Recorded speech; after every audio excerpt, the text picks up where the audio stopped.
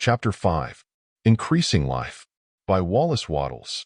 You must get rid of the last vestige of the old idea that there is a deity whose will it is that you should be poor, or whose purposes may be served by keeping you in poverty.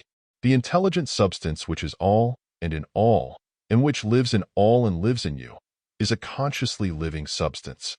Being a consciously living substance, it must have the natural and inherent desire of every living intelligence for increase of life.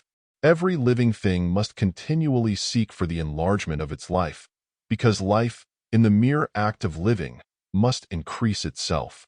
A seed, dropped into the ground, springs into activity, and in the act of living produces 100 more seeds. Life, by living, multiplies itself. It is forever becoming more. It must do so, if it continues to be at all. Intelligence is under this same necessity for continuous increase. Every thought we think makes it necessary for us to think another thought. Consciousness is continually expanding. Every fact we learn leads us to the learning of another fact. Knowledge is continually increasing. Every talent we cultivate brings to the mind the desire to cultivate another talent. We are subject to the urge of life, seeking expression, which ever drives us on to know more, to do more, and to be more. In order to know more, do more, and be more, we must have more.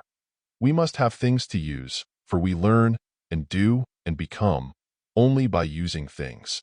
We must get rich, so that we can live more. The desire for riches is simply the capacity for larger life seeking fulfillment. Every desire is the effort of an unexpressed possibility to come into action. It is power seeking to manifest which causes desire. That which makes you want more money is the same as that which makes the plant grow. It is life, seeking fuller expression.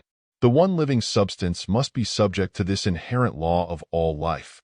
It is permeated with the desire to live more. That is why it is under the necessity of creating things. The one substance desires to live more in you. Hence it wants you to have all the things you can use. It is the desire of God that you should get rich. He wants you to get rich because he can express himself better through you if you have plenty of things to use in giving him expression. He can live more in you if you have unlimited command of the means of life. The universe desires you to have everything you want to have. Nature is friendly to your plans. Everything is naturally for you. Make up your mind that this is true. It is essential, however, that your purpose should harmonize with the purpose that is in all. You must want real life, not mere pleasure or sensual gratification.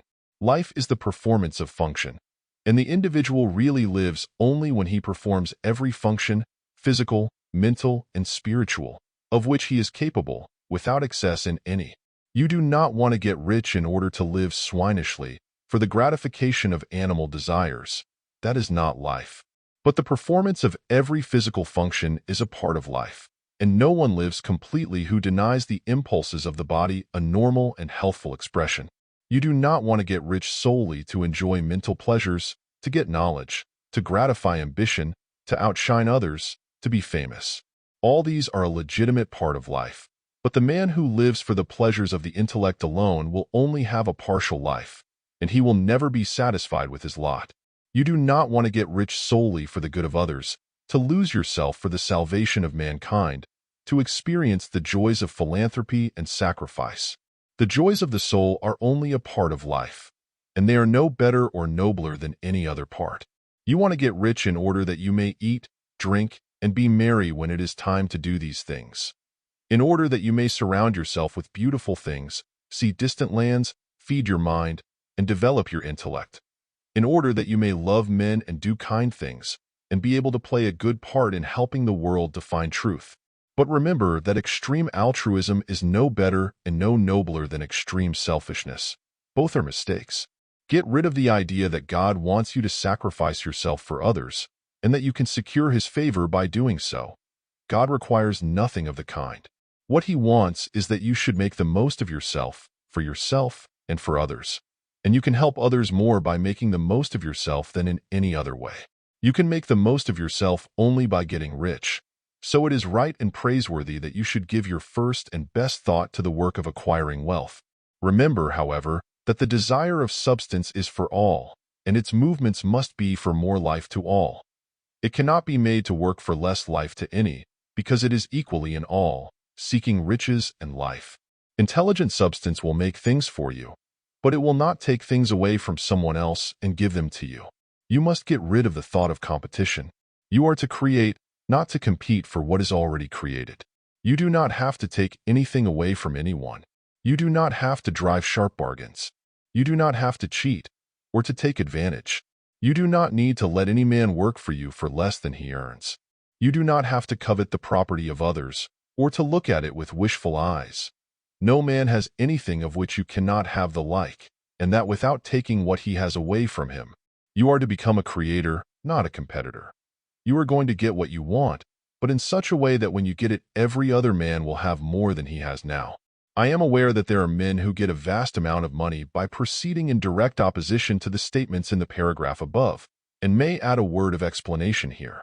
Men of the plutocratic type, who become very rich, do so sometimes purely by their extraordinary ability on the plane of competition, and sometimes they unconsciously relate themselves to substance in its great purposes and movements for the general racial upbuilding through industrial evolution.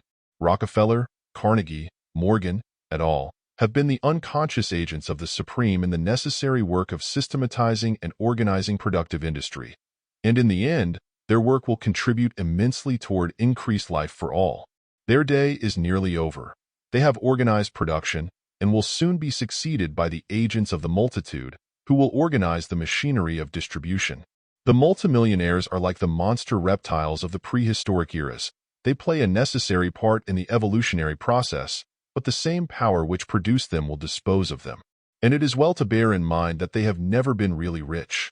A record of the private lives of most of this class will show that they have really been the most abject and wretched of the poor.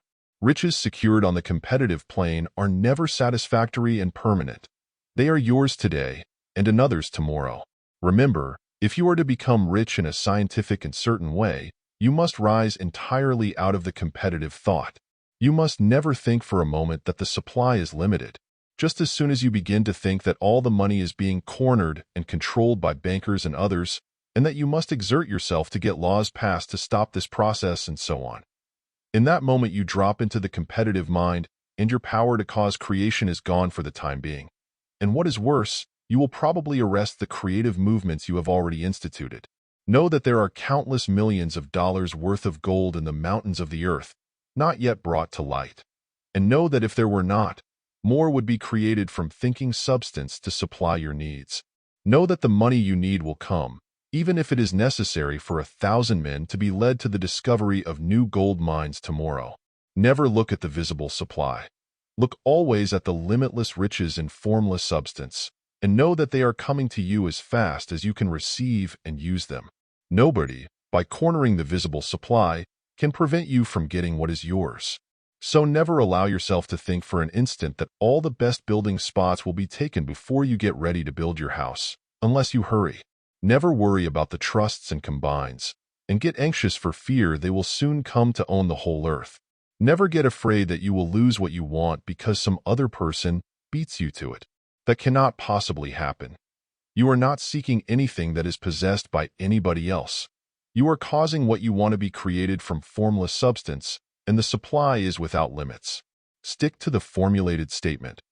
There is a thinking stuff from which all things are made, and which, in its original state, permeates, penetrates, and fills the interspaces of the universe. A thought, in this substance, produces the thing that is imaged by the thought. Man can form things in his thought, and by impressing his thought upon formless substance, can cause the thing he thinks about to be created. End of chapter.